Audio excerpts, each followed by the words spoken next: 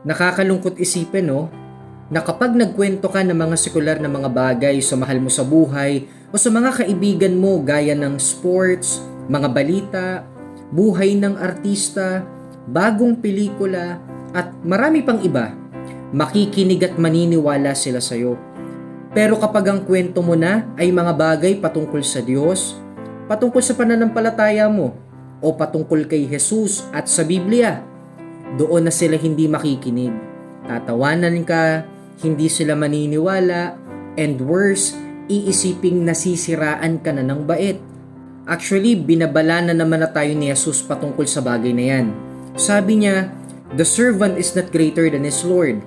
Kung naranasan ni Jesus na hindi pakinggan at paniwalaan ng kanyang pamilya at ng kanyang mismong bayan, hindi malayong maranasan din po natin yan.